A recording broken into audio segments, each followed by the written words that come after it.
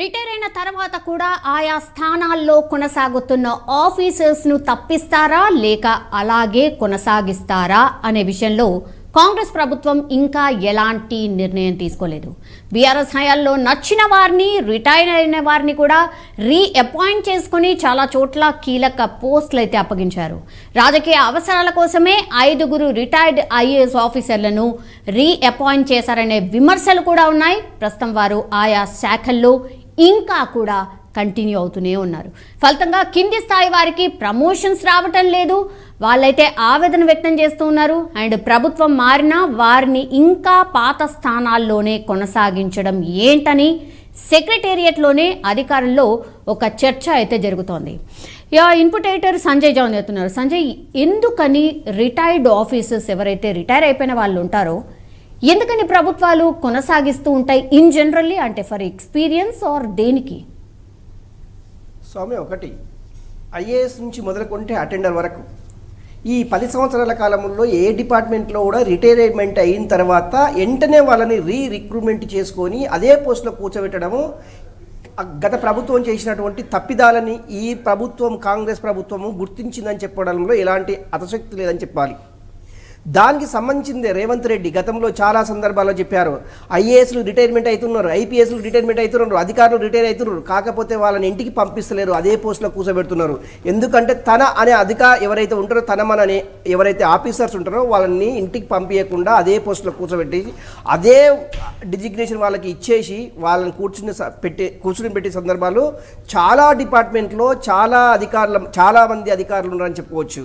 అందులో భాగంగానే మొన్న చాలామంది ఐఏఎస్లను తీసుకుంటే ఇప్పటికీ సోమేష్ కుమార్ కావచ్చు, రాజీవ్ శర్మ కావచ్చు, అదేవిధంగా ఏకే ఖాన్ కావచ్చు, ఇట్లా చాలామంది సుమారు అంటే ముఖ్యమంత్రి సలహాదారులుగా ఉన్నటువంటి 18 మంది ఐఏఎస్ అధికారులు ముఖ్యమంత్రి సలహాదారులుగా పనిచేస్తున్నారు. వాళ్ళు రిటైర్ అయినా కూడా అక్కడే పనిచేస్తున్నారు.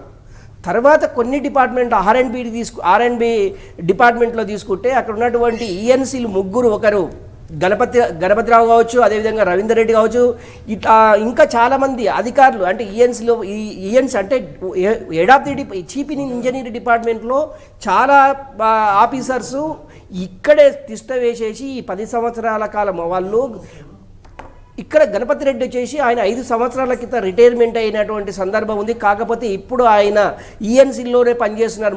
మురళీధర్ రావు అండ్ ఆర్ఎండ్బి అండ్ కాళేశ్వరం ప్రాజెక్టు అండ్ ఇది కూడా ఎక్కడ మనం సెక్రటరియట్ కూడా, ఇవన్నీ అతని కనుసంధానంలోనే జరిగినటువంటి ఈఎన్సీగా పనిచేసేసి ఇప్పుడు ఆయన అంటే వీళ్ళందరినీ ఎవరెవరు ఏ డిపార్ట్మెంట్లో రిటైర్ అయినా కూడా అదే సీట్లో కూర్చుంటున్నారో వాళ్ళందరికీ నోటీసులు పంపించేసి ఆ లిస్టు తయారు చేసేసి ముఖ్యమంత్రి రేవంత్ రెడ్డి సిఎస్ శాంతకుమారిని కోరడం జరిగింది. ఆమె ఇప్పటికీ ఆల్ డిపార్ట్మెంట్స్కు ఉన్న 64 డిపార్ట్మెంట్లకు సంబంధించినటువంటి అధికారులు అక్కడ ఉన్నటువంటి హెచ్ఓడీలకు అందరికీ లెటర్స్ రాసేసి ఇక్కడ రిటైర్మెంట్ అయిన వాళ్ళు అక్కడ పదవిలో కొనసాగుతున్నారా లేదా అనే సమాచారాన్ని రాబట్టే పనిలో ఉన్నారు శాంతకుమారి.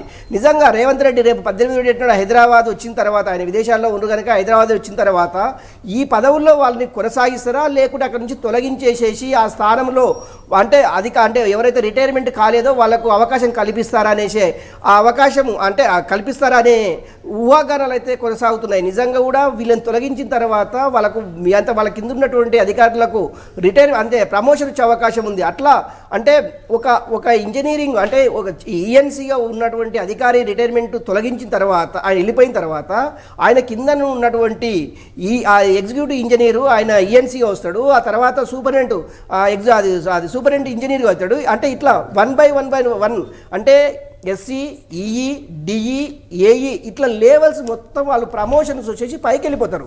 ఓన్లీ అక్కడ ఈఎన్సీ ఉండడం వల్ల ఎవరికి కూడా ప్రమోషన్లు వస్తలేవు అనేసి చాలామంది కంప్లైంట్స్ రాష్ట్ర ప్రభుత్వానికి సీఎస్గా ఉన్నటువంటి శాంతకుమారికి చాలా సందర్భాల్లో కంప్లైంట్ పెట్టడం జరిగింది. ఇప్పుడు కాదు, గత ప్రభుత్వంలో కూడా శాంతకుమారికి ఇలాంటి కంప్లైంట్ చాలానే వచ్చాయి. ఎందుకంటే ఎవరైనా కూడా ప్రమోషన్ తోటి రిటైర్మెంట్ అయితే వాళ్ళకు కొన్ని బెనిఫిట్స్ ఉంటాయి, రాష్ట్ర ప్రభుత్వానికి సంబంధించినటువంటి అలయన్స్లు ఉంటాయి. అందుకనే చాలామంది ఏం చేస్తున్నారు అంటే రిటైర్ అయిన వాళ్ళు వెళ్ళిపోవాలనే ఉద్దేశంతో ఆ డిపార్ట్మెంట్కి సంబంధించినటువంటి హెచ్ఓడీలకు వీళ్ళు కంప్లైంట్ ఇవ్వడం జరిగింది. హెచ్ఓడీలు మొత్తము సిఎస్ శాంతకుమార్కి కంప్లైంట్ ఇవ్వడం జరిగింది. చాలా సందర్భాల్లో సోమేష్ కుమార్ సిఎస్గా ఉన్న సందర్భాల్లో కూడా ఆయన కూడా కంప్లైంట్ ఇవ్వడం జరిగింది.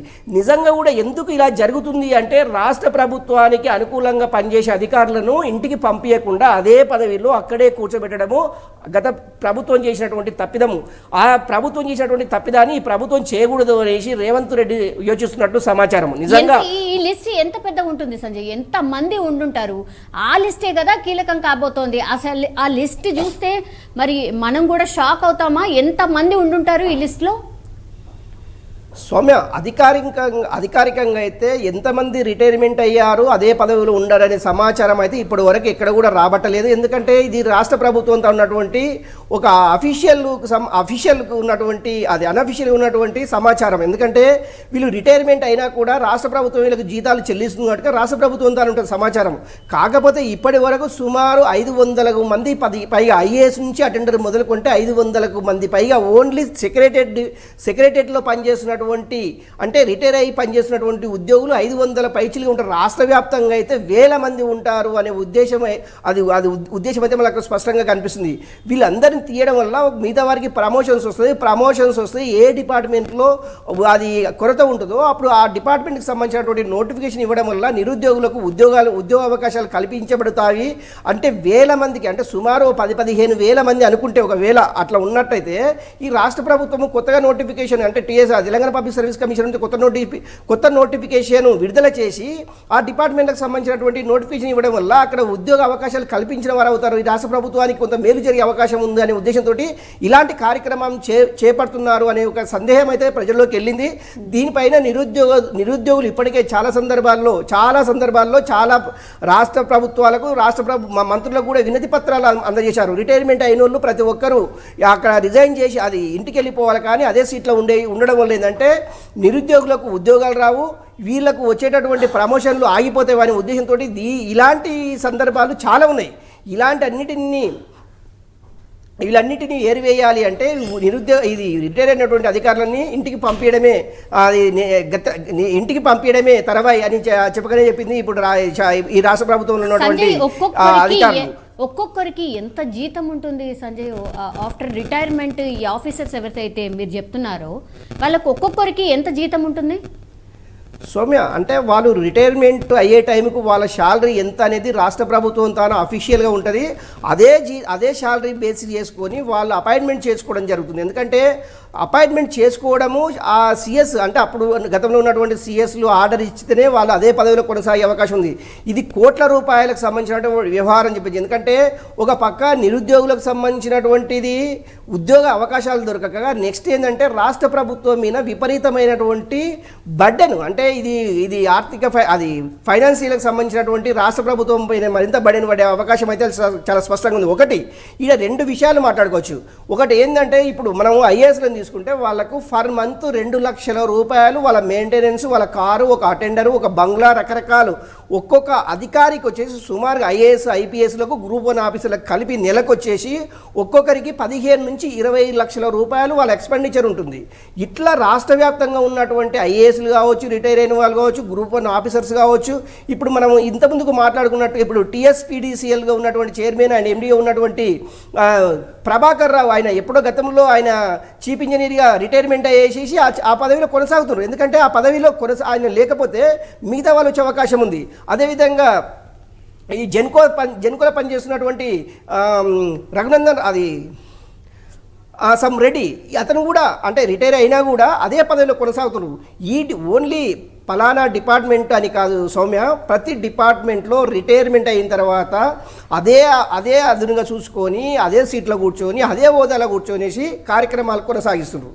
కాకపోతే ఏంటంటే ఇప్పుడు పనిచేస్తున్నటువంటి ఒకటి మనం గతంలో అనుకున్నాం నో ఎక్స్పీరియన్స్ వీళ్ళకంటే ఇప్పుడు ఉన్న అధికారుల కంటే ఆ కింద ఉండే అధికారులకు కూడా వీరికంటే ఎక్కువ ఎక్స్పీరియన్స్ ఉంటుంది. యువరక్తము, యువకులకు ప్రోత్సహించడం లేదంటే కొత్త ఆలోచనలు వస్తాయి, కొత్త పద్ధతులు కనిపెడతారు, ఇలాంటివి ఉంటాయి. కానీ రిటైర్మెంట్ అయిపోయిన తర్వాత వాళ్ళకి ఆరోగ్యం సహకరించక వాళ్ళకి ఆలోచించే శక్తి లేక వీటన్నిటి వల్ల రాష్ట్ర ప్రభుత్వానికి అదనంగా భారం పడే అవకాశం ఉంది. అందుకనే ఇప్పుడు ఉన్నటువంటి రేవంత్ రెడ్డి గవర్నమెంట్ తీసుకున్నటువంటి ఈ చర్య ఏదైతే ఉందో, అంటే రిటైర్మెంట్ అయ్యి అక్కడ కూర్చున్న అధికారులని పంపించడం వెనుక ఏదైతే ఉందో చాలా మంది హర్షం వ్యక్తం చేస్తున్నటువంటి సందర్భం అయితే మనకు కనిపిస్తుంది. కానీ ఓకే వాళ్ళు గతంలో వాళ్ళు తీసుకున్నటువంటి స్టాండ్ అసలు రిటైర్ అయినటువంటి వాళ్ళను కొనసాగించకపోవడం అనేది కాంగ్రెస్ స్టాండ్ ఎగ్జాక్ట్లీ.